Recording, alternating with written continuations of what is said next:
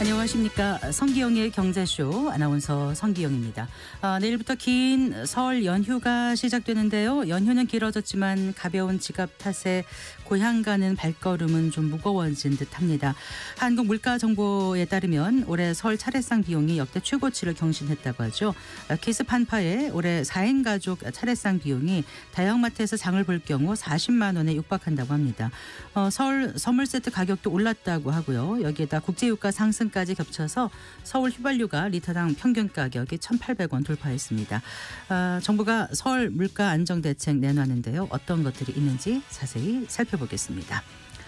트럼프 대통령 귀환 등 여러 대내외 변수로 어느 때보다 금융시장의 불확실성이 커지고 있습니다. 이럴 때일수록 일확천금을 노리는 무모한 투자보다는 안전투자만이 불황의 위기에서 벗어날 수 있는 해결책이라고 투자 전문가들은 조언하고 있는데요. 미국의 대표적인 투자 컬럼니스트 제이슨 스파이크가 투자와 저축에 대해서 조언해놓고 있는 책 오늘 함께 읽어보겠습니다. 이 시간 유튜브로도 함께합니다.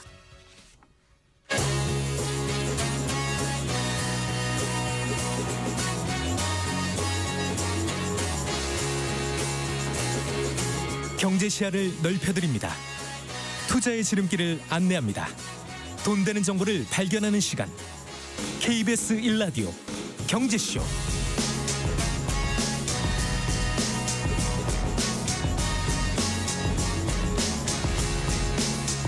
먼저 오늘의 주요 경제 뉴스 정리해드리겠습니다. 경제 뉴스 브리핑 손서구 경제평론가와 함께합니다. 어서 나오십시오. 안녕하세요. 안녕하세요. 일본 중앙은행이 반년 만이죠. 다시 네. 기준금리 인상했습니다. 네, 시장 예상과 일치하는 부분입니다. 오늘 일본은행 금융 정책 결정 회의를 열었고요. 기준금리인 단기 정책금리를 종전 0.25%에서 0.5%로 인상하기로 했습니다. 앞서 일본은행은 이제 작년 3월이었습니다. 당시 17년 만에 마이너스 금리 정책을 종료를 했고 또 지난해 7월에는 또 금리를 0.25% 정도로 올린 바 있는데 이제 6개월 만에 다시 추가 금리 인상에 나선 것이고요. 네. 자, 이로써 일본의 기준금리는 17년 만에 최고 수준으로 되돌아갔습니다. 17년 전이 2008년 10월이었습니다. 네, 당시 네. 리먼 브로더스 사태 직후였으니까요. 일본의 기준금리 인상은 말씀드린 대로 시장이 어느 정도는 다 예상했던 부분입니다. 네. 물가가 일단 2% 이상으로 안정적으로 오르고 있고 임금도 함께 상승하면서 금리를 추가로 인상할 수 있는 이른바 백그라운드가 만들어졌다라는 입장을 그동안 일본은행이 계속해서 밝혀왔었고요. 최근에 또 우에다 가지고 일본은행 총재가 임금 상승과 관련해서 다시 한번 긍정적인 이야기가 많다라는 이제 발언을 하면서 네. 시장의 금리 인상은 어느 정도는 다 예견된 부분이었습니다. 근데 이제 마지막 걸림돌이 뭐가 있었냐라고 한다면 도널드 트럼프 이제 신정부 출범에 따른 불확실성, 그게 마지막 걸림돌이었는데 네. 취임 후 이제 금리 정책을 바꿀 만할 정도로 큰 혼란은 없었다 이렇게 판단한 것으로 보입니다. 네. 자, 일본은행의 기준금리 인상이 시장에 어떤 영향을 미쳤나요? 일단 오늘은 별다른 영향이 없었습니다. 네. 코스피, 코스닥 모두 오늘 다 상승 마감했거든요. 따라서 이제 일본은행의 금리 인상에 따른 충격은 받지 않은 모양새고 환율도 비교적 안정적이었습니다. 네. 원달러 환율도 오늘 1,430원대에서 전 거래일과 큰 변동 없이 좀 안정적으로 유지됐고요. 엔 달러 환율도 156엔대. 이것도 최근의 거래일과 비교해 보면 큰 변동이 없는 상태입니다. 네. 시장에서 우려하는 거는 뭐였냐면 일본의 금리 인상이 이른바 엔캐리 트레이드 자금의 되돌림 현상을 또 가속화하는 것 아니에요. 이 부분이었거든요. 그러니까 낮은 금리로 엔화를 빌려서 다른 국가의 자산이나 이런 위험 자산에 투자하는 그런 전략을 얘기를 하게 되죠. 그러니까 일본 금리가 제로 수준으로 낮았다가 이렇게 금리를 올리게 되면 결국에는 다시 자금을 회수해서 이 복귀하는 이 과정에서 증시가 폭락하는 이런 부분들을 우려했던 거죠. 작년에 한국은행이 추정한 엔캐리 트레이드 자금 규모가 506조 6천억 엔, 우리 돈으로 한 4,660조 원에 달한다 이런 분석을 내놓은 바도 있거든요. 네. 사실 우리는 한 번 당했죠. 6개월 전에. 네. 당시에 엔캐리 트레이드 청산 우려가 크게 불거졌었고 그때가 이제 금리를 이제 마이너스 금리를 종료하고 이제 금리를 이제 막 일본은행이 올리기 시작했어. 이제 이런 신호들이 본격적으로 나타났던 시기였고 많은 주식 투자자분들이 8월 5일을 잊지 못할 거예요. 정확하게 기억하십니다. 네. 블랙 먼데이라고 불렀던 네. 당시 코스피가 8% 넘게 급락을 했었죠. 그러니까 그 빌미를 제공했던 게 이제 엔캐리 트레이드 청산에 대한 우려 부분이었으니까요. 오늘 그 금융감독원에서는 이복현 원장 주재로 금융상황 점검 회의가 열렸고 네. 이 자리에서 이제 엔캐리 청산과 관련된 상황 점검이 있었는데 이복현 원장은 일단 시장 충격 재발을 우려하고 있기는 하지만 현재로서는 엔캐리 청산 유인은 낮다 이런 진단을 내렸습니다. 네. 자, 은행권 가계대출 금리가 5달 만에 떨어졌다고요? 네, 그렇습니다. 한국은행이 발표한 금융기관 가중평균 금리 통계를 보면요. 예금은행의 지난해 12월 기준 가계대출 금리는 연 4.72% 그래서 전월보다 0.07%포인트 낮아졌습니다. 이 가계대출 가운데서는 이제 주택담보대출 금리 또 일반 신용대출 금리 다 하락했습니다. 은행권 가계대출 금리가 하락한 게 5달 만입니다. 일단은 시장 금리가 그대로 이제 하락 추세이기 때문에 반영을 한 거죠. 네. 대표적으로 이제 대출의 조달 재원으로 쓰이는 게 은행채인데 은행채 5년물 지표금리 다 떨어졌고요. 또 지난해 실질금리를 높였던 원인 중에 하나가 이제 가상금리를 높였던 부분. 이런 것들도 이제 점차 줄여나가는 게 실질금리에 반영이 되면서 예금 그 대출 금리가 떨어졌다라는 게 한은의 설명입니다. 기업 대출도 지금 한 달 만에 하락세로 돌아섰고요. 그래서 가계와 기업을 통틀어 전체 은행권 대출 금리 역시 넉 달 만에 하락 전환했습니다. 네. 이제 앞으로 돌발 변수가 없는 한 예를 들면 뭐 트럼프 신정부의 관세 부과가 공격적으로 이제 나와서 장기 국채 금리 같은 게 이제 막 갑자기 튀어오르는 이런 변수만 발생하지 않으면 네. 일단 작년에도 우리 한국은행이 2차례 기준금리를 인하한 바가 있기 때문에 이런 효과들까지 전반적으로 반영되면서 올해 대출금리는 완만한 하락세가 예상됩니다. 네. 최근에 이제 김정한 금융위원장도 언급한 바가 있지만 은행들이 이제 가상금리 인하를 시작을 했거나 본격적으로 검토하고 있다 이런 발언도 했기 때문에 네. 이런 부분들까지 감안한다면 가계대출 금리의 완만한 하락세를 예상할 수 있겠습니다. 네. 자, 이런 소식도 있네요. 아파트 분양가가 매매가를 역전하는 상황이 발생했다고요? 네. 부동산 리서치 업체 부동산 R114에 따르면요. 지난해 기준 전국 아파트 3.3제곱미터당 평균 분양가가 2,063만 원으로 집계가 됐고요. 같은 기간 아파트 매매 가격을 집계를 해보니 1,918만 원을 기록을 해서 분양가가 시세보다 145만 원 더 비쌌습니다. 네. 이게 그 전국 아파트 가격 조사를 시작한 이래 15년 만에 역전된 현상이 나타난 거고요. 개별 지역 중에서는 이제 서울의 분양가가 이제 매매 시세를 추월한 거는 6년 만입니다. 자, 이게 평균 분양가, 평균 매매가를 평균입니다. 말씀하시는 네, 거죠? 다 평균입니다. 그리고 이제 서울만 딱 떼놓고 보면 서울 아파트 3.3제곱미터당 분양가는 4,820만 원으로 집계가 됐고요. 그래서 평균 매매 가격 4,300만 원으로 분양가가 이제 매매 가격보다 520만 원 정도 비쌌고요. 네. 국민 평형으로 불리는 84제곱미터로 보면 전국 단위로는 시세보다 5천만 원, 서울은 1억 7천만 원이 높았습니다. 네. 이게 서울 지역을 기준으로 추세를 살펴보면 역전됐던 게 이번이 처음은 아니고요. 이전에도 있었습니다.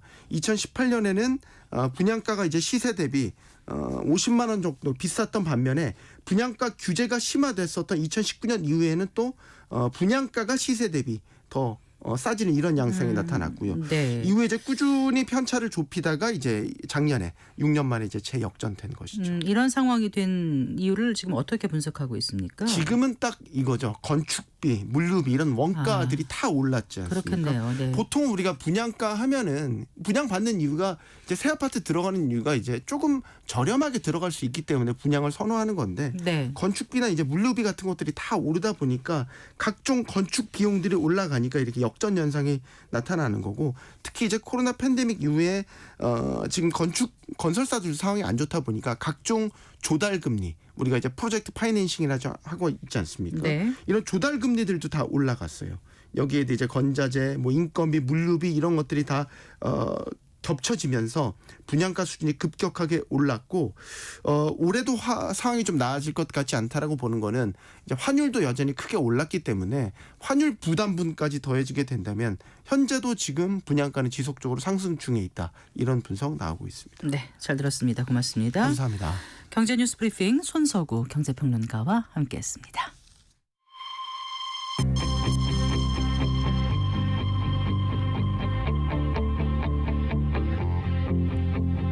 경제 전문가의 원포인트 레슨. 꼭 알아야 할 정보와 이슈를 알기 쉽게 풀어드립니다. 대한민국 경제 고수와 함께 투자의 맥을 짚는 KBS 일라디오 경제쇼. 진행의 성기영 아나운서입니다.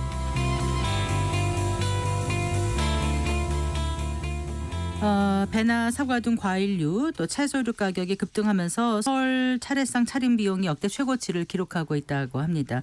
여기에다가 가공식품까지 줄줄이 인상되면서 가뜩이나 어려운 서민들이 허리띠를 졸라매고 있는데요. 이러다 보니까 이제 정부가 내수 활성화를 위해서 27일을 설 임시 공휴일로 지정했는데 소상공인들은 되려 근심이 가득한 모양새입니다.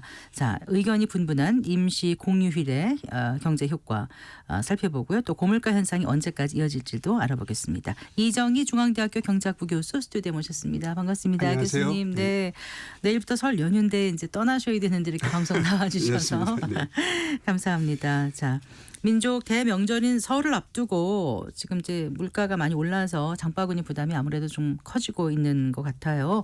뭐 해마다 나오는 거지만 이제 설 차례상 그 차림 비용이 역대 최고치더라고요. 얼마 정도라고요? 거의 40만 원 정도 하는 것 같은데요. 네, 그렇습니다. 네. 지금 최근에 보니까 뭐 소비자 단체 협의회라든가 한국물가정보에서 이제 발표한 자료를 한번 참고를 할 수가 있는데요. 네.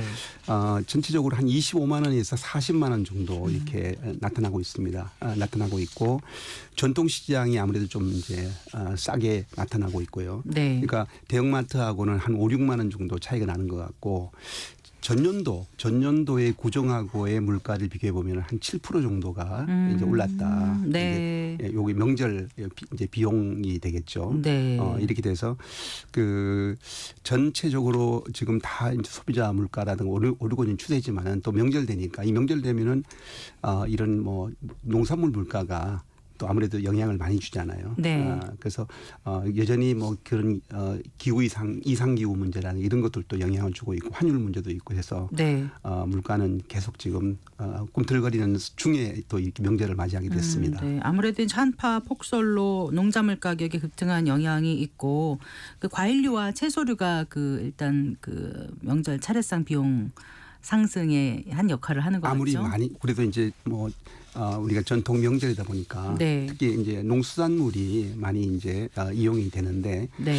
작년 같은 경우에는 우리가 금사과로 뭐 시끄러웠지 않습니까? 네. 사과값이 너무 높았는데 원래는 사과값은 조금 안정이 됐는데 네. 뭐 딸기라든가 배가 이거 원래는 또 특히 많이 올랐어요. 그러니까 이게 매년 조금씩 그 품목이 바뀌는데 여전히 또 이 상당히 가격이 높게 형성될 수밖에 없는 이런 또 품목들이 많이 나오고 네. 또 기타 무라든가 이런 또 채소류도 많이 또 가격이 올라서 네. 부담이 좀 큰 상황이다고 볼 수 있습니다. 네, 그래요. 근데 이제 이런 신선식품 말고 가공식품까지도 안 오르는 것이 없는 것 같죠. 일단 서울 선물 세트 가격도 많이 올랐다면서요. 네, 그렇습니다. 뭐 지금 왜냐하면은 가공식품은 아무래도 그 원재료의 영향을 많이 받죠. 원재료 영향을 많이 받는데 지금 최근에 주 원재료가 이런 카카오라든가 네, 네. 커피라든가 네. 또 뭐 오렌지도 있고 여러 가지가 있습니다만은 이런 가격들이 많이 올랐어요. 이게 이제 이상기후하고 연결되어 있고 해서 네. 그런 가격이 오르다 보니까 결국에는 뭐 카카오라든가 커피 같은 경우는 가공에 많이 사용되고 있기 때문에 네. 이들이 이제 이런 외식 물가라든가 가공식품 물가를 또 올리는 원인이 되고 있습니다. 네, 뭐 밀가루도 오르고 뭐 네. 기름값도 오르고 다 오르지 않습니까? 네, 그렇습니다. 그렇게 이제 원재료 가격이 오르는 데다가 환율까지 오르면서 원가 부담이 좀 많이 증가했다는 게 그 원재료를 수입하는 식품 회사들의 고충이더라고요. 네, 네. 네, 그렇습니다. 지금 환율이 사실은 작년에 하반기부터 환율이 이제 오르기 시작했습니다. 1,300원 정도에서 1,300원 초반대에 있고 하던 환율들이 네. 1,300원 또 후반으로 이렇게 오르다가 네. 지난 또 비상계엄 사태가 터지면서 네. 이게 또 취소했죠. 그래가지고 네. 1,500원까지 이렇게 됐었는데 이 환율이 오르게 되면은 아무래도 수입 물가가 오를 수밖에 없고 네. 또 수입 물가가 오르면은 이게 한 달에서 한 3개월 정도의 시차를 두고 네. 또 소비자 물가에 영향을 주게 됩니다. 네. 네. 혹시 좀 이렇게 눈치를 보다가 다 이런 틈을 타서 같이 올리는 그런 기업들은 없으면 좋겠는데요. 없으면 좋겠죠. 그런데 늘상 이제 왜냐하면은 별로 인상 요인이 없는데 네. 편성하는 경우가 사실 많이 있습니다. 아, 그래요? 네. 그래서 특히 편성하는 경우는 필수제화인 경우에 왜냐하면 필수제가 아닌 경우는 편성해서 올렸다가는 도리어 역풍을 맞으니까. 네. 근데 이제 필수제화 같은 경우는 올리는 게 유리할 수가 있거든요. 그럴 때 이제 묻어가려고 하는 이런 부분이 있어서 네. 그런 부분들은 상당히 자제돼야 될 거라고 봅니다. 네. 근데 이제 설 앞두고 이렇게 이제 제수용품이라든가 이런 건 그렇다고 치고요. 물가가 오름세가 좀 둔화되는 것 같더니 갑자기 체감은 굉장히 많이 된다고들 얘기하시거든요. 왜 그럴까요? 네, 작년에 소비자 물가 상승률이 2.3%였습니다. 네. 2.3%였는데 사실 초반에 이제 물가가 좀 높았고 후반에 들어오면서 물가가 상당히 안정이 돼서 1%대로 떨어졌었거든요. 그래서 이제 안정이 되나 보다 했는데 하반기 들어서서 다시 이제 연말 돼서 물가가 오르기 시작했고요. 그때는 뭐 유가도 올랐고 네. 이렇게 오르면서 또 환율도 올랐죠. 이러면서 전체로 소비자 물가 지수가 지금 오르는 상태에 있는 상태고 지금은 또 환율도 많이 오르다 보니까 더 영향을 받는 상황이 됐고요. 네. 여전히 또 이런 뭐 식품 같은 경우는 이제 이상기후의 영향도 받고 있는 상황이라서 네. 지금 상황으로는 당분간 이 물가가 좀 하향으로 내려가기가 쉽지는 않은 상황이라고 볼 수 있습니다. 네. 자, 그리고 이제 설 연휴는 아무래도 먼 고향길 오가야 되는 분들 꽤 계시지 않습니까? 그런데 지금 서울 휘발유 평균 가격이 리터당 1,800원 돌파했다는 소식 들으면 이것도 마음이 무거워져요. 사실 크게 오른 건 아닌데 이제 오름세가 지속될까 봐 걱정 아니겠습니까? 네, 그렇습니다. 유가를 보면은 작년에 초반기에 유가가 좀 높았는데 이제 유가가 쭉 떨어졌죠. 쭉 떨어지면서 상당히 그 유가가 떨어지는 것이 우리 소비자 물가 상승하고 영향을 줘서 네. 우리 물가도 많이 좀 안정이 됐었는데 네. 다시 하반기에 들어서고 연말 되면서 유가도 오르고 또 우리 물가도 사실 이제 오르기 시작했다고 볼 수 있습니다. 그래서 네. 지금 휘발유 가격이 작년에 상당히 이제 좀 안정이 되고 많이 싸졌구나 싶었는데 다시 오르면서 지금 명절에 이 대이동을 해야 되는데 네. 또 이렇게 유가가 올라서 이런 부담이 또 국민들한테는 좀 클 수밖에 없지 않을까 봅니다. 네. 이제 유가가 오르면 당장 뭐 휘발유값 이런 걱정도 걱정이지만 수입 물가라든가 생산자 물가도 자극받을 우려가 있어서 이게 이제 경기에 미치는 영향이 크지 않겠습니까? 네, 그렇습니다. 유가는 아무래도 뭐 당장 우리가 이런 뭐 에너지 원료지만은 우리가 가공하는 데 있어서의 이런 또 유가가 영향을 많이 주고 있기 때문에 네. 유가가 인상이 되면은 뭐 물가에 전반적으로 영향을 줄 수밖에 없습니다. 네, 그래요. 그러니까 국제 유가가 상승하면은 이제 국내 원유 도입, 그러니까 원유 그 도입 단가도 오르고, 그럼 수입 물가 역시 또 오르게 되고, 석유류 제품 가격이 인상되고, 생산자 물가 상승 유발하고, 그게 결국은 소비자 물가 상승으로 이어져서 네. 그런 이제 악순환이 되기 그렇습니다. 때문에. 근데 이게 유가라는 게 우리 국내 자체적으로 이렇게 할 수 있는 그런 부분이 아니라서 쉽지가 않은 것 같아요. 네, 그렇습니다. 유가는 뭐 그거는 이제 국제 여러 가지 어떤 정세라든가 상황에 따라서 움직이는 거기 때문에 네. 저희들이 그 대신에 이제 유가의 어떤 그런 변화 부분들이 잘 대응해야 되겠죠. 대응해야 될 텐데 유가가 지금 또 특히 또 더 우리가 올랐다고 느껴지는 것은 이게 환율이 오르게 되면은 유가가 사실 더 오르는 입장이 되는 거죠. 수입 물가가 오르니까. 이미 벌써 작년에 하반기에 연말부터 생산자 물가가 다시 이제 오르기 시작했습니다. 네. 생산자 물가 올랐고 또 소비자 물가 오르고 계속 이게 함께 이제 시차를 조금 두고 있지만은 함께 가는 거기 때문에 네. 지금도 생산자 물가가 오른다 그러면 앞으로 소비자 물가는 앞으로 좀 더 오를 수도 있겠구나 이렇게 우리가 예상이 됩니다. 네. 그럼 이제 보시기에 고유가 고물가 현상은 어느 정도 이어질 거라고 보시는 거잖아요. 네, 당분간은 뭐 좀 이어질 수밖에 없지 않을까. 뭐 지금은 이제 설 이런 또 명절이기 때문에 명절 특수가 있어서 가격이 좀 올라가는 이런 또 경향을 보입니다만은 끝나고 나더라도 만약에 이 환율이 떨어지지 않고 계속 고환율이 유지된다 그러면은 네. 아무래도 수입 물가에는 영향을 줄 수밖에 없다. 그게 바로 이제 소비자 물가에 영향을 줄 수밖에 없다 이렇게 볼 수 있습니다. 네. 그래서 이제 정부가 항상 이렇게 명절 앞두고 이제 뭔가 좀 오르면 대책을 늘 내놓긴 하거든요. 근데 이번에 나온 그 정부 지원 대책은 어떤 게 있겠습니까? 네, 일단은 뭐 농산물 같은 농수산물, 축산물 같은 경우는 이제 비축 농산물들을 이제 공급을 확대하는 부분이 있습니다. 이게 네. 수요 공급에서 이제 공급을 늘려서 가격을 좀 안정화시키는 게 있는데요. 근데 그거는 이제 좀 한계는 있겠죠. 아무래도 비축했던 부분들이 그런 용도라든 이런 것들은 좀 다른 문제가 있기 때문에 왜냐하면 이런 뭐 품질의 문제도 있을 거고 그다음에 또 이제 할당 관세 부분들을 해서 관세를 낮춰서 그렇게 해서 이런 수입 물가를 조금 떨어뜨리는 이런 효과를 주는 부분이 있고요. 네. 기타 또 이런 그 전통 시장이라 이런데 오늘의 상품권이라든가 여러 가지 또 그다음에 국민들한테 할인 지원이라든가 네. 이런 걸 통해서 아마 정부는 최대한도로 어떤 물가 상승을 조금 억제하고 또 물가의 어떤 그런 부담을 줄여주려고 하는 이런 여러 가지 대책들을 지금 펼치고 있다고 볼 수 있습니다. 근데 그 뭐 농활 상품권이라든가 뭐 디지털 온누리 상품권 이건 얼마를 쓰면 얼마나 할인받을 수 있는지 제가 구체적으로 몰라서요. 네, 뭐 그거는 이제 지원에 따라서 뭐 농식품 같은 경우는 이제 네. 농활 농산물 할인을 지금 하고 있거든요. 뭐 이거는 이제 이번만이 아니라 예전에 가격이 많이 오를 때마다 이제 사실은 이용을 하고 있는 이런 정책인데요. 네. 뭐 한 20-30%라든가 이게 이제 아무래도 주요 품목에 대해서는 좀 더 할인 폭을 조금 더 높이고 네. 그렇지 않은 경우는 조금 낮추지만은 이렇게 해서 소비자들한테 이런 부담을 줄여주는 이런 정책을 이제 펼치고 있습니다. 뭐 20만 원권 상품권으로 신성 농축산물 구입하게 되면 온누리 상품권으로 2만 원이 환급이 되고 또 디지털 온누리 상품권도 15,000원이 환급이 되는데 농활 상품권은 제로페이 앱을 이용하면은 또 30% 네. 할인 구매가 가능하고 또 디지털 온누리 상품권은 카드와 모바일형 구매를 할 때 15% 할인되니까 한 20-30% 정도의 어떤 그런 할인 걸 잘 효과가 활용하시면 있다고 볼수 있습니다. 네. 이제 물가 상승 많이 된 거를 갖다가 좀 네. 훨씬 상쇄할 수 오히려 또 더 네, 싸게 맞습니다. 살 수 있지 않을까 네, 이런 맞습니다. 생각도 듭니다. 네, 네, 네. 그런데 이제 정부가 이렇게 지원을 하더라도요. 근데 당장 그 소비 여력이 없으니까 좀 더 그러니까 계속 이렇게 줄이려는 소비자들이 늘어날 것 같거든요. 어떻게 보세요? 네, 그럴 수밖에 없습니다. 아무래도 할인 지원을 한다 하더라도 네. 그런 지금 현재 소득이라든지 이런 부분들이 늘어나지 않는 상태라 그러면은 소비력이 떨어질 수밖에 없고요. 네. 이렇게 하게 되면은 아무래도 불필요한 어떤 소비는 가능하면 이제 줄여나갈 수밖에 없다. 네. 아마 올해 이제 설을 이렇게 맞이하면서도 선물 같은 거 이런 부분들이 아마 이제 줄일 수밖에 없지 않았을까.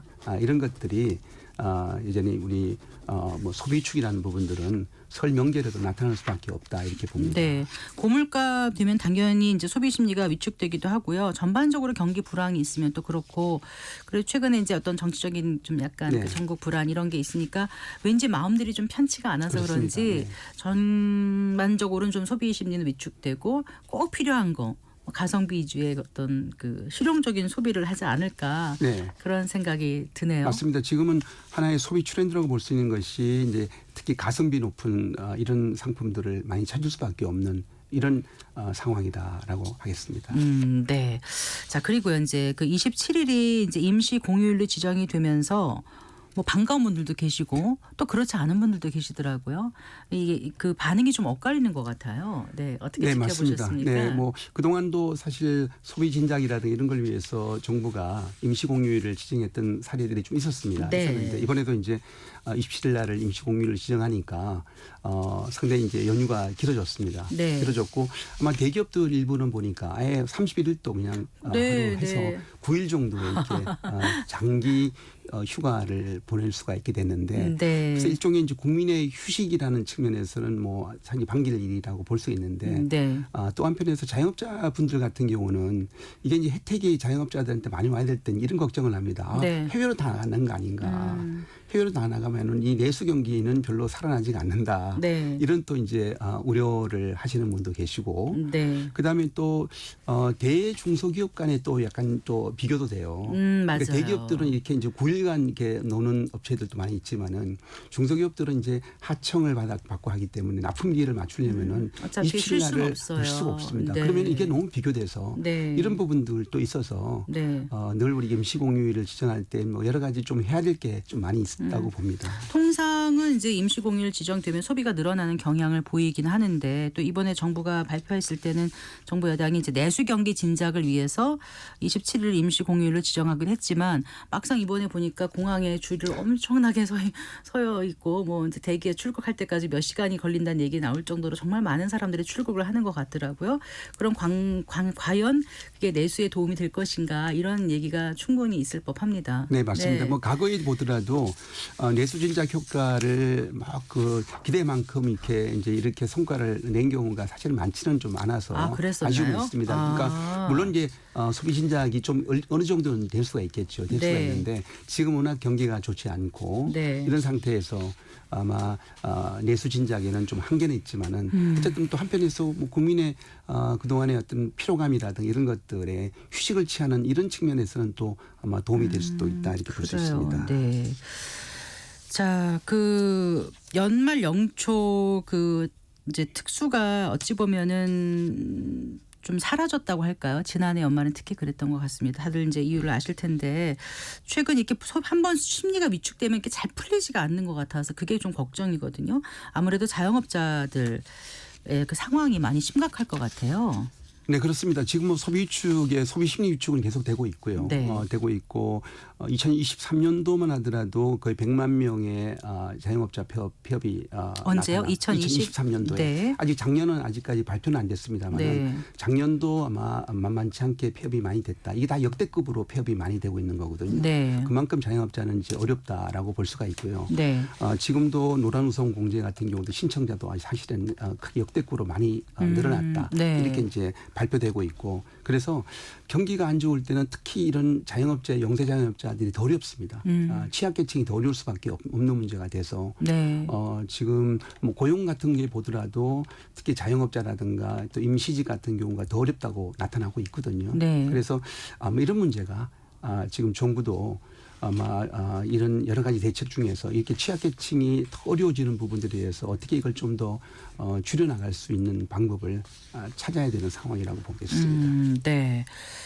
아까 그 고물가가 계속 될 거로 교수님께서는 판단하셨지 않습니까? 당분간은 그럴 수밖에 없지 당분간을 않을까. 어느 정도로 보고 말씀하신 아마 거죠? 전반기에는 네. 지금 아마 저희 현재 지금 상황으로 볼 때 국정 이런 여러 가지 좀 불안정한 부분들이 빨리 이것이 이제 좀 안정화가 돼야 될 텐데 이게 만약에 길어지면 길어질수록 아마 결국에는 이게 경제적인 파급 효과가 마이너스적으로 나타날 수밖에 없다 이렇게 봅니다. 네. 이게 뭐 한두 달 만에 이게 해결될 것 같지는 않아서 그렇다 그러면은 아마 우리 현재 지금 경제 상황이 어려운 상황은 네. 지속될 수밖에 없지 않을까 이렇게 봅니다. 네, 대출을 못 갚는 그러니까 자영업자 그 대출 이자 그 연체율 네. 대출 상환 그 연체율도 좀 높아진다 이런 기사도 본 것 같은데요.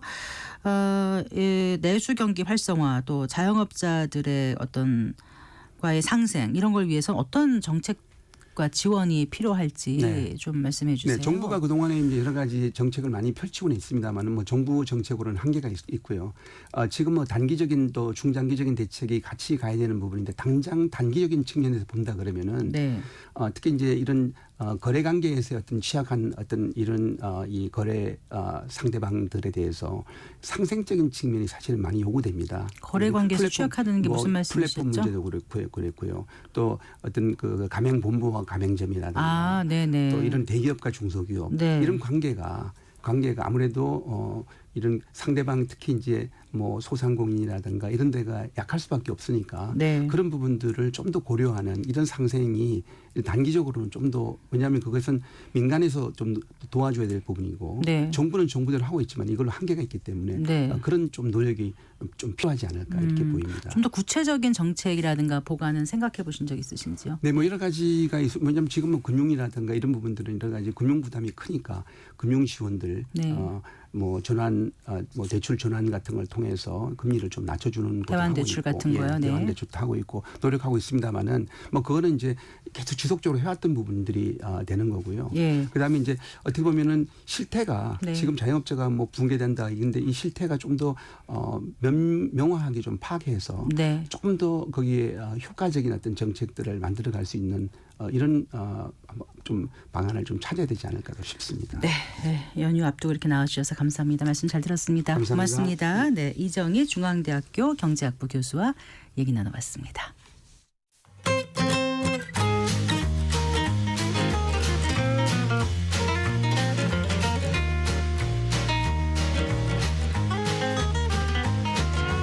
경제 맛집 투자 핫플. 지금은 돈 벌기 딱 좋은 시간. KBS 1라디오 경제쇼.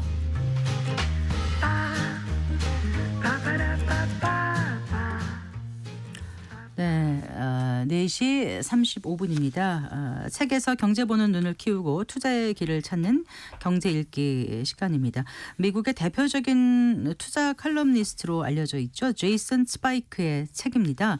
불황을 이기는 안전한 투자 전략. 오늘 소개해드리겠습니다. 미래에셋 투자연금센터 이상건 센터장 스튜디오에 모셨습니다. 반갑습니다. 네, 반갑습니다. 안녕하세요. 자, 이 제이슨 스파이크 하면은 미국에서는 아주 저명한 칼럼니스트인데 예. 우리에게는 조금 익숙치 않다, 낯설다 예. 이런 분들이 많으실 것 같아요. 일단 이 제이슨 스파이크 이 인물에 대해서 저자에 대해서 소개해 주실까요? 먼저 개인적인 얘기라면 네. 저는 제이슨 스파이크의 완전한 광팬입니다. 아, 그 그러세요. 제가 이제 뭐 기자급 한 지 20년 넘는데 기자 시절부터 제가 굉장히 좋아했던 그 투자 칼럼니스트고 네. 미국 최고의 투자 칼럼니스트입니다. 지금 국내에서는 모건 하우제의 돈의 심리학이라는 책이 훨씬 많이 팔렸는데 네. 사실은 언론계에서는 훨씬 더 유명한 사람이고요. 네. 그다음에 뭐 단순하게 글만 잘 쓰는 게 아니라 벤자민 그레이엄, 워렌 버핏의 스팅이죠. 네. 그 사람이 쓴 책이 이제 월가의 성경이라고 불리는 현명한 투자자인데 네. 이 책을 좀 주기적으로 개정을 해요. 네. 왜냐하면 지금 데이터 같은 게 바뀌니까. 근데 이 출판사에서 이 개정판을 아무한테나 맡기지 않아요. 그러니까 벤자민 그레이엄이 살아있을 때도 자기 책의 개정판은 네. 워렌 버핏 정도만 할 수 있다. 그러니까 그렇게 개정판 작업을 하는 그 자체로서 네. 대단한 실력자로 인정을 하는 네, 거예요. 네. 그러니까 이 최근에 나온 현명한 투자자가 바로 제이슨 스파이크의 개정판 작업에 참여한 사람이에요. 그러니까 이제 그만큼 그 투자 분야에서 인정받는 사람이고 이 사람의 책이 국내에도 번역이 되어 있는데 이 신경 경제학 그러니까 우리가 뭐냐면 요즘 뇌과학 같은 게 많이 발달돼 있고 뇌과학 좋아하시는 분들 많잖아요. 네. 책도 많이 나오고 그래서 뇌과학 쪽인 이런 아이디어와 경제학을 결합한 학문이 신경경제학인데 네. 이걸 바탕으로 쓴 투자의 비밀이라는 책이 국내에 나와 있어요. 네. 네. 제가 나중에 한번 소개해드릴 텐데 안타깝게 이 책이 좋은 책인데 잘 안 팔려요 국내에서. 자, 근데 이 투자의 비밀이라는 건 왜 말씀하시는 거죠 지금? 그러니까 이 제이슨 스파이크가 쓴 책이고 네. 국내 번역되어 있는 책이에요. 네. 근데 잘 안 팔려서 그리고 이 책은 미국에서 그 와일리 앤 선이라고 미국의 유명한 그 투자 분야의 클래식 네. 고전 책 타이틀을 가장 많이 가지고 있는 출판사 중에 하나예요. 거기서 더 리틀 북 작은 책 시리즈라고 그래가지고 네. 투자 분야의 각 분야의 최고의 전문가들에게 우리나라 문고판처럼 책을 내게 했었어요. 네. 근데 그 책이 미국에서 한 출판사에 나왔는데 우리나라에서는 출판사들이 판권을 다 따로 따로 갖고 사가지고 있어서. 다 흩어져 있습니다. 네. 그래서 뭐 제가 한번 소개해드렸던 그 크리스토퍼 브라운이라는 네. 그 돌아가셨죠. 가치 투자의 비밀 이 책도 그렇고 인덱스 펀드의 아버지 존 보글의 보글. 모든 주식을 소유하라. 그 다음에 주식 시장을 이기는 작은 책이라고 그래가지고 좋아하시는 분들이 굉장히 많아요. 국내에서 꽤 많이 팔린 책인데 이 조앤 네. 글린블라트라는 연평균 수익률이 거의 40%에 육박했던 대단한 투자가인데 네. 이 책들이 다 같은 시리즈예요. 네. 그 오늘 소개해드리는 제이슨 스파이크의 책도 같은 시리즈에 나와 있는 책들이에요. 네. 여러분들께서 혹시 시간이 되시면 이 시리즈 책들이 다 따로따로 나와 있지만 다 구입하셔가지고 아마 읽어보시면 네. 제 얘기 들으시는 것보다도 투자에 대한 어떤 시각이나 안목이 엄청나게 높아지실 거고 네. 미국에서도 거의 좀 상당히 존경받고 검증이 된 투자 분야의 최고의 필진들이 참여한 시리즈이기 때문에 한번 다 모으셔가지고 좀 재미를 긴 연휴 동안에 한번 책 한 권 모으시면 읽어보시는 좋을 것 것도 좋을 것 같아요. 그런 네. 저자입니다, 이 저자가. 네. 예. 그래서 이제 저자가 어떤 인물인지 제이슨 스파이크 이제 잠깐 소개를 해주셨는데 예. 본격적으로 책으로 좀 들어가 볼까요? 예. 네, 이게 그 불황을 이기는 안전한 투자 전략이라고 했지만 원어는 세이프 머니였나요? 맞습니다, 네, 맞습니다. 안전한 돈이에요. 예, 이 책의 배경이 뭐냐면 금융위기 이후에 나온 겁니다. 2007년도에 엄청난 금융위기가 있었잖아요. 네. 그러니까 사람들이 어떻게 보게 되면 이 돈과 주식시장의 대폭락으로 인해서 사실 주가가 마이너스 60% 정도 빠졌던 거거든요. S&P 500 지수 기준으로. 한 60% 정도 빠졌던 거는 대공황 때가 80%였으니까 네. 역사적으로 거의 한 두 번, 세 번째 정도 되는 하락폭이었던 그 이후에 나온 책이기 때문에 아마 네. 이런 세이프 머니라는 컨셉의 책을 2022년에 나온 예, 책이더라고요. 책은 그런데 이 지피라는 과정까지 다 계산해 보면 네. 이 그 대금융위기 이후의 얘기들이 책이 많이 등장을 합니다. 그래서 이제 이 책의 처음에 시작하는 것 자체가 투자에서 3계명, 네. 3개의 계명이 가장 중요하다. 이 책의 핵심 메시지를 담았다고 그러는데 3계명을 소개해 드리면 1계명은 필요 없는 위험을 취하지 말라. 그러니까 필요 없는 위험을 취하지 예, 말라. 그러기 위해서 항상 자기 자신에게 물어봐야 되는데 이렇게 질문하라고 얘기합니다. 이 위험은, 이 리스크는 꼭 필요한가? 내가 꼭 이 리스크를 져야 하는가? 그렇죠. 네. 투자할 때 잘 안 물어보시잖아요. 어. 올라 안 올라 여기에만 관심이 있으시죠. 이거 말고 다른 건 없을까? 뭐 이런 거. 그렇죠. 네. 그런 것도 찾으라는 거죠. 그리고 같은 목표를 달성할 수 있는 더 안전한 방법이 있는가? 똑같으면 이왕이면 안전한 걸 선택해라. 네. 두 번째 방법은 뭐냐면은 이계명은 뭐냐면 보상이 확실하지 않은 리스크는 위험은 취하지 말라. 뭐 이런 거죠. 이 리스크를 내가 수용함으로써 내게 어떤 보상이 주어질까? 만약에 투자 상품이라면 시장이나 다른 투자 상품이 좋지 않을 때 쉽게 생각하면 주가 같은 게 폭락해서 시장 하락기에 네. 우리가 펀드 투자를 한다. 그러면은 많은 분들이 펀드 투자할 때 최근 수익률이 좋은 거를 중심으로 가입하시잖아요. 아무래도 그거 보고 들어가게 되죠. 보통. 또 금융회사도 그렇게 마케팅을 합니다. 네. 네, 그렇게 얘기하는 게 아니죠. 왜냐하면은 오히려 시장이 나빴을 때 어땠느냐. 아, 전반적으로 시장이 나빴을 때 네, 또 내가 지금 들어가려는 상품이 어땠는가. 네, 오히려 좋았을 때 보지 말고. 좋을 땐 다 좋을 수 있으니까요. 맞습니다. 그런 네. 정확한 지적이시거든요. 그런 걸 물어봐야 된다. 어. 그다음에 세 번째로는 잃어버려서는 안 되는 돈을 위험에 노출시키지 마라. 잃어버려서 안 되는 돈은 없는 것 같아요. 그렇죠. 그래서 이제 이런 얘기를 하는 거죠. 네. 이 돈을 전부 잃어도 되느냐. 아. 이런 질문 던져보는 거죠. 내 선택에 틀렸을 경우 얼마의 손실을 입게 되고 그 손실을 어떻게 극복할 것인지에 대해서 고민을 해봤나. 네. 그다음에 이 투자가 실패한다면 다른 자산과 소득으로 버틸 수 있을까. 아, 그러니까 잃어서는 안 된다는 돈이 그렇죠. 잃어버려도 너무 크게 치명적이지 않는 돈이라는 의미였어요. 그러니까 이런 분도 본 적 있었거든요. 옛날에 제 친구의 얘기인데 아파트 중도금을 넣어야 돼. 네. 1년 뒤에요. 네. 야, 1년 동안 돈 불릴 수 있는 거 없냐. 분양을 받았나 보죠. 네, 이렇게 네. 저한테 전화가 왔는데 네. 이런 돈은 잃으면 큰일 나죠. 그러니까 절대 주식을 하면 안 되는 돈이에요. 네. 근데 이런 거 하시는 분들이 의외로 그래서 많아요. 그 친구분은 했어요, 안 했어요? 예? 네? 제가 뜯어 말렸는데 네. 말린다고 되겠습니까? 아, 예. 했는데 잘 결과는 좋았습니까? 다 그런 경우 제가 보기에 되면 네. 100%까지는 아니고 90%는 안 좋아요. 아이고, 네. 90%는 안 좋아요. 네. 제 경험적으로 보면. 그래요. 핵심 메시지 1계명, 2계명, 3계명 네, 예. 말씀을 해 주셨어요. 네. 이 위험이 꼭 필요한가? 보상이 확실하지 않은 위험을 취하지 말고 잃어서는 안 되는 돈을 위험에 노출시키지 말라. 예. 네. 아주 중요한 명제인 것 같습니다. 굉장히 상식적인 얘기들이 많은데 근데 자꾸 잊어버리기 쉬워요. 맞습니다. 간과하기 예, 쉽고. 이 책이 그런 성격의 책이에요. 자, 그러면 또 어떤 얘기를 합니까? 현금의 책에서. 중요성에 대해서 얘기해요. 현금 중요하죠. 그러니까 뭐냐면 저자는 이렇게 표현을 합니다. 자신의 포트폴리오에 항상 유동성을 확보하고 있어야 한다. 왜냐하면 황야를 네. 거친 들판을 여행하는 여행자들이 물이 없으면 죽는 것처럼 투자자들은 유동성이 없으면 비명 행사할 수 있다. 너무 칼날처럼 그렇죠. 꽂히네요. 그렇죠. 네, 비명 행사할 예. 수 있다. 네. 그리고 이제 뭐냐면 투자에서 가장 위험한 상황은 언제냐면 지금 당장 내 보유 자산을 처분을 하거나 몰해서 현금화해야 되는데 그럴 수 없는 상태에 빠지는 것. 그러면 어떤 일이 생겨나면 그 급하게 팔아야 되잖아요. 네. 손해를 봐야 되잖아요. 그렇게 유동성을 마르지 않게 하기 위해서는 포인트가 3가지 얘기를 합니다. 어떻게요? 첫 번째는 뭐냐면 유동성의 최대의 위험은 과도한 레버리지다. 그렇죠. 당연하죠 이거. 네. 그러니까 저자는 이렇게 표현을 하거든요. 레버리지는 그 자산을 절대 잃어서는 안 되는 최악의 순간에 그 자산에 대한 당신의 소유권을 제3자한테 넘기는 것과 같다. 그렇죠. 네. 최악의 순간에 남한테 그냥 헐값에 던져버리는 거예요. 넘기는 것 같다. 네. 레버리지는. 네. 두 번째는 인생에서는 때때로 당신의 계획과 달리 뜻하지 않은 일이 일어난다. 맞습니다. 예, 누가 아프거나 뭐 이게 네, 생기잖아요. 갑자기 실직을 하게 되거나. 맞습니다. 네, 예. 네. 그래서 필요한 유동성을 항상 현금화할 수 있는 안전한 곳에 넣어놔야 된다. 그 투자 책인데도 굉장히 안정성을 많이 그게 강조해요. 어느 정도의 그럼 규모라고 이 저자는 이게 미국의 이제 재무설계 책들을 보게 되면 대부분 1년치 얘기를 해요. 1년치 뭐요? 1년치 생활비는 있어야 되는 거죠. 내가 다 시장이 박살이 나더라도 아무것도 못해도 그렇죠. 내가 실직을 당하더라도 1년을 1년은 버틸 수 있는 최소한의 돈은 있어야 된다. 투자 같은데 뭐 투자 상품이 아니라 뭐 예금이라든가 이렇게 네. 뭐 MMF나 CMA 네. 이런 데 넣으라고 얘기하는데 제가 생각하기엔 좀 우리나라 같은 경우에는 뭐 2년 정도치 있는 게 좋은 것 같아요. 제 개인적인 생각은. 네.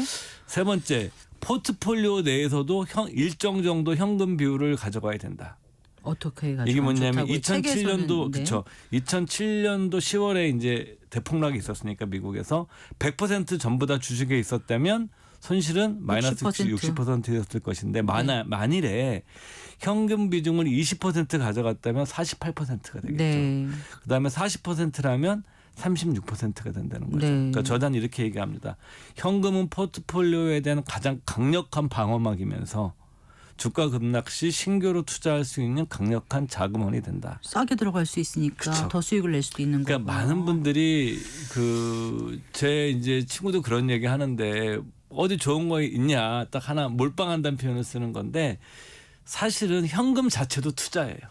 그렇죠. 예. 그리고 이제 자산 가격이 뭐 부동산 가격이 많이 올라가는 데서 현금 가격 가치가 떨어진다라고 생각하지만 예. 항상 오르는 자산은 없지 않습니까? 그렇죠. 그런 게 예. 떨어질 때 그렇죠. 현금은 상대적으로 또 빛을 발하지 않습니까? 맞습니다. 그래서 네. 이 저자도 현금은 현금 자체로 투자고 현금은 우리가 어려울 때 네. 그게 포트폴리오나 아니면 인생에 뜻하지 않은 일이 닥쳤을 때 나를 지켜주는 이게 영어로는 쿠션이라는 표현을 써요. 쿠션머니. 네. 우리 침대 같은 게 쿠션에서 안 다치잖아요. 네. 이렇게 좀 부상을 막아주는 거죠. 아까 황야를 여행하는 여행자들에게 물 같은 존재인 거는 맞는 것 같습니다. 예. 자, 주식에 대해서도 당연히 얘기를 해놨을 거 아닙니까? 예. 어떤 방식으로 투자에 접근해야 되는지 좀 얘기해 주세요. 이 제이슨 치바이크는 투자 칼럼니스트인데 네. 그 얘기를 합니다. 뭐 주식에 투자하고 잠을 못 자는 사람이라면 하지 마라.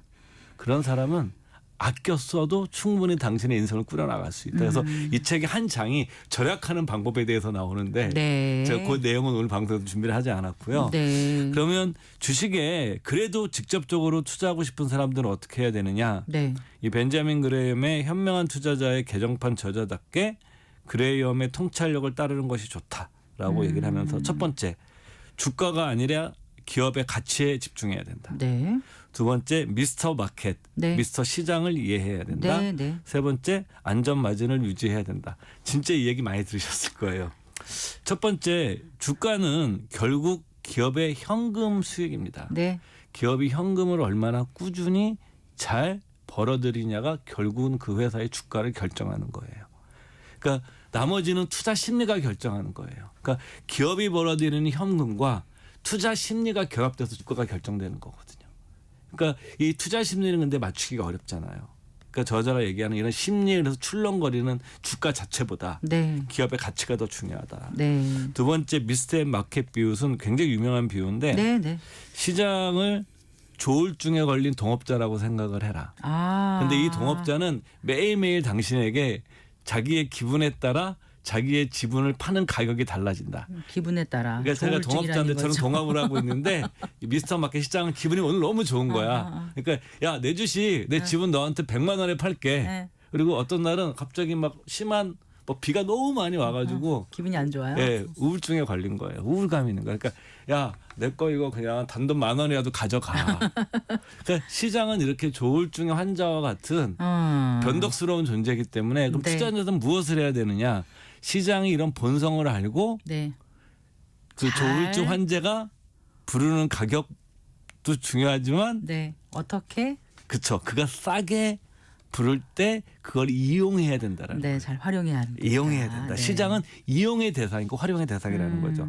세 번째 안전마진이라는 개념은 내 판단이 틀릴 수 있기 때문에 내가 네. 어떤 기업의 가치를 분석하더라도 그거보다 더 많이 할인된 폭으로 사라는 거예요. 네. 근데 이 개념이 바뀐 게 청산가치라고 그러잖아요. 네.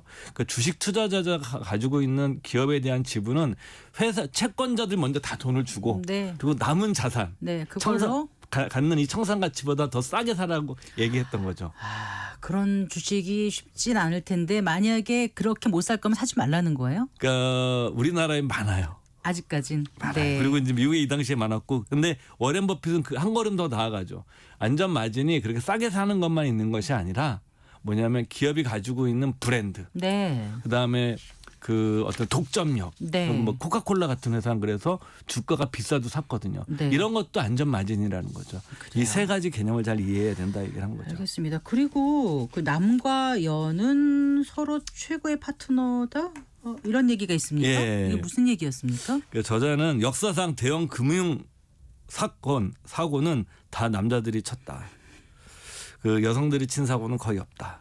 그래서 아마 그때까지만 해도 남자들이 더 많이 그 시장에서 일을 했기 때문에 그럴 거 아닐까요? 지금도 그래요. 지금도 대형 그 이번에 뭐 금융 얘기 때나 사고 친 걸 보게 되면 그 남성 CEO가 있는 사람들이 사고들이 더 많이 쳤다고 이 저자는 얘기하고 네, 있어서 그래서요? 자기가 이거를 신문 칼럼에 썼더니 네. 남성 독자들이 엄청난 항의를 많이 그랬을 것 받았다. 같아요. 네. 근데 항의를 받았지만 네. 그들의 항의에 전혀 근거가 없었다. 그러면서 자기 자신이 근거를 얘기합니다.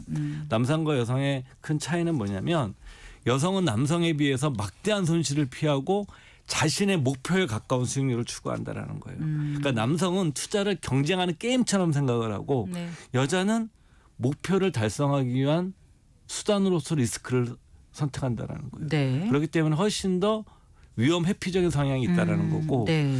두 번째 남성은 여성들에 비해 자신의 능력을 과대평가하는 경향이 있다.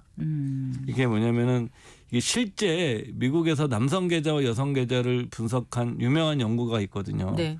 남성들이 주식을 훨씬 더 많이 사고 팝니다. 아, 그래요. 이거는 뭐 데이터로 나와 있는 거예요. 네. 주식 매매 수도 많고 레버리지도 훨씬 더 많이 씁니다. 대출도. 근데 성과는 누가 더 좋았을까요? 여성들이 더 좋았습니다. 그 연구에서는 그렇게 예, 나왔습니까? 여성들이 더 오래 보유하고 더 보수적으로 운용했고요. 네. 또 세 번째 그 저자가 얘기하는 얘기는 뭐냐면 여성들은 특유의 감이 있다. 감. 예, 감이라고 그래야 될까 방송에서는 감이 있는데 네.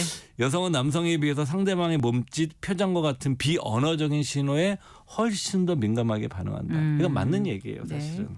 그래서 이제 투자 전문가를 만나서 같이 상의를 할 때, 재무설계 같은 거 상의를 할 때 남자가 먼저 만나고 여성은 10분이나 한 5분 뒤에 오게 해라, 아내는. 그러면 얘기하던 나중에 여성이 딱 올 거 아니에요, 아내가. 네. 그럼 여성이 느끼는 대화하는 과정에 감이 있을 거라는 거예요. 그래서 그걸 보고 같이 대화를 이게 그 책에 있어요? 책에 있는 내용이에요. 아, 그렇군요. 그 함께 되면 그 남성과 여성의 장단점이 다르기 때문에 네. 이걸 서로 잘 협의를 하게 되면 훨씬 더 좋은 투자를 할 수 있다. 네. 근데 보통 남성분들이 그 아내의 그런 것들 좀 무시하는 분도 종종 있어요. 많지는 않은데. 뭘 알아 이러면서 예, 그러면 안 근데 되는 그러면 안 거죠. 된다라는 네. 거죠. 예, 자, 예. 불황 흘리기는 안전한 투자 전략 지금 읽어드리고 있습니다. 세이프 머니 원어는 그렇게 돼 있는데요. 자, 이제 정리를 좀 해주세요. 예. 요즘 보면 이제 고령화되고 있고 또 투자는 더 필요해지고 있는데 다양한 디지털 기기 등장으로 사기도 많아지고 있고 해요. 많죠, 또 요즘. 잘못된 정보가 막 예. 많이 퍼지고 있거든요. 그래서 어떻게 대응해야 될지 주의해야 될 점 그러니까 이제 짚어주신다면요. 저자나가 이 책의 마지막 부에 나오는 건데 협작꾼과 사기꾼이 많이 쓰는 표현을 잘 알아둬야 된다. 네. 그리고 그들이 쓰는 표현은 사람들을 흥분시키기 때문에 판단력을 흐트러뜨린다. 네. 어떤 표현을 많이 쓰냐 이런 거죠. 이건 비밀이야. 이거 여기에 투자하면 손해를 볼래도 볼 수가 없어. 그리고 어떤 제안을 하는데 이거 언제까지 꼭 해야 돼. 네. 그다음에 이건 일생일대의 기회야. 너 이거 하지 않으면 지금 당신 손해야 지금. 그다음에 이거는 정말 꾸준한 월 수익이 가능해서 네 노후 걱정 안 해도 돼. 그리고 이거는 야 이렇게 수익이 많은데 위험은 굉장히 낮아. 네. 그리고 야 이건 지금 당장 결정하지 않으면 안 돼. 이렇게 누군가가 이렇게 얘기하면서 다가온다면은 일단 의심을 해라. 의심해라. 네. 그 저자는 이런 경우는 거의 다 사기꾼이거나 협작꾼 혹은 당신의 호주머니를 노리는 나쁜 세일즈맨들이다라고 얘기를 하고 있는 거죠. 알겠습니다. 오늘 잘 들었습니다. 고맙습니다. 예, 감사합니다. 네, 미래에셋 투자와 연금센터 이상건 센터장과 함께했습니다. 네, 마칠 시간입니다. 성기영의 경제쇼 오늘 순서 여기까지고요. 여러분 설 연휴 잘 보내시고 저는 다음 주 설 특집으로 다시 찾아뵙겠습니다. 아나운서 성기영이었습니다. 고맙습니다.